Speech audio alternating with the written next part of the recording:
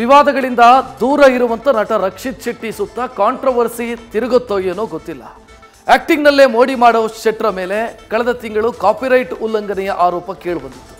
ಇದೀಗ ಇದೇ ವಿಚಾರಕ್ಕೆ ಸಂಬಂಧಿಸಿದಂತೆ ನಟ ರಕ್ಷಿತ್ ಶೆಟ್ಟಿ ಯಶವಂತಪುರ ಪೊಲೀಸ್ ಠಾಣೆಗೆ ಹಾಜರಾಗಿ ವಿಚಾರಣೆ ಎದುರಿಸಿದ್ದಾರೆ.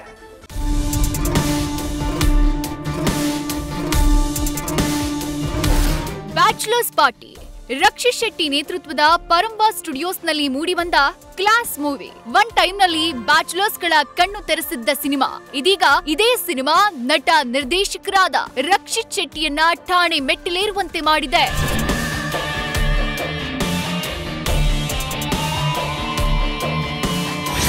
ಕಾಪಿರೈಟ್ ಉಲ್ಲಂಘನೆಯಡಿ ರಕ್ಷಿತ್ ವಿರುದ್ಧ ದಾಖಲಾಗಿದ್ದ ಎಫ್ಐಆರ್. ಪೊಲೀಸರ ಎದುರು ವಿಚಾರಣೆಗೆ ಹಾಜರಾದ ನಟ ರಕ್ಷಿತ್ ಶೆಟ್ಟಿ.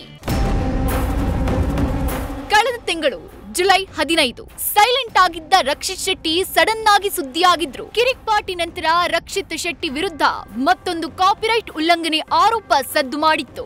ರಕ್ಷಿತ್ ಶೆಟ್ಟಿ ಒಡೆತನದ ಪರಂಬಾ ಸ್ಟುಡಿಯೋಸ್ ನಡಿ ನಿರ್ಮಾಣವಾಗಿದ್ದ ಇದೇ ಬ್ಯಾಚುಲರ್ಸ್ ಪಾರ್ಟಿ ಸಿನಿಮಾದ ವಿರುದ್ಧ ಕೃತಿ ಚೌರ್ಯದ ಆರೋಪ ಕೇಳಿ ಬಂದಿತ್ತು. ಅದಲ್ಲದೆ 2 ಹಾಡುಗಳನ್ನ ಅನುಮತಿ ಇಲ್ಲದೆ ಬಳಕೆ ಮಾಡಲಾಗಿದೆ ಅಂತ ಯಮಾಟಿ ಮ್ಯೂಸಿಕ್ ಸಂಸ್ಥೆ ಸದಸ್ಯ ನವೀನ್ ದೂರು ದಾಖಲಿಸಿದ್ರು.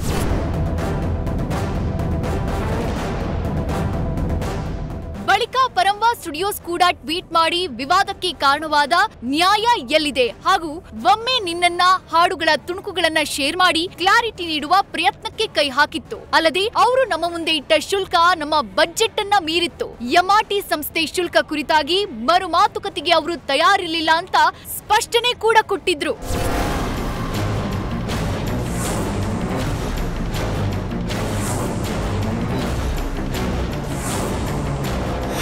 ಕಾಂಪ್ರಮೈಸ್ ಇಲ್ಲ, ಕೋರ್ಟ್ನಲ್ಲಿ ಹೋರಾಟ ಮಾಡ್ತೀನಿ. ಪೊಲೀಸರ ವಿಚಾರಣೆ ಬಳಿಕ ರಕ್ಷಿತ್ ಶೆಟ್ಟಿ ಖಡಕ್ ಮಾತು.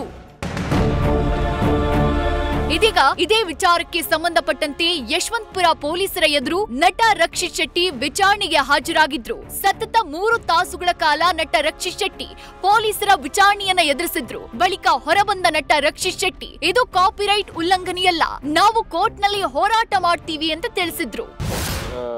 ಕನ್ನಡ ಹಾಡುಗಳೇ ಅದನ್ನು ಬ್ಯಾಕ್ಗ್ರೌಂಡಲ್ಲಿ ನಾವು ಯೂಸ್ ಮಾಡುವಂಥ ಒಂದು ಪರಿಸ್ಥಿತಿ ಇತ್ತು. ಸೊ ಐ ಥಿಂಕ್ ಸಾರೆಗಾಮದಿಂದ ಒಂದು 2 ಹಾಡಿತ್ತು. ಅದನ್ನು ನಾವು ಸಾರೆಗಾಮ ಅವ್ರ ಹತ್ರ ಹೋಗಿ ಪರ್ಮಿಷನ್ ಕೇಳಿದ್ವಿ. ಅವರು ಇಂಥದ್ದೊಂದು ಮೊತ್ತ ಕೊಡಬೇಕು ಅಂತ ಹೇಳಿದ್ರು.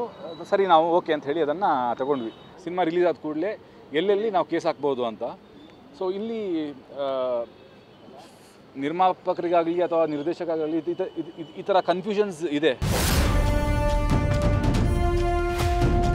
ಅದೇನೇ ಹೇಳಿ, ಕಾಪಿರೈಟ್ ಉಲ್ಲಂಘನೆ ಆರೋಪದಡಿ ರಕ್ಷಿತ್ ಶೆಟ್ಟಿ ಠಾಣೆ ಮೆಟ್ಟಿಲೇರಿ ವಿಚಾರಣೆ ಎದುರಿಸಿದ್ದಾರೆ. ಇದೆಲ್ಲದಕ್ಕೂ ಕೋರ್ಟ್ ಉತ್ತರ ನೀಡ್ಲಿ ಅಂತ ನ್ಯಾಯದ ಮೇಲೆ ಭಾರ ಹಾಕಿದ್ದಾರೆ. ಅತ್ತ ಬ್ಯಾಚುಲರ್ಸ್ ಪಾರ್ಟಿ ಸಿನಿಮಾದ ವಿವಾದ ಮುಂದಿನ ದಿನಗಳಲ್ಲಿ ಅದ್ಯಾವ ಹಂತ ತಲುಪಲಿದೆ ಕಾದು ನೋಡಬೇಕಿದೆ.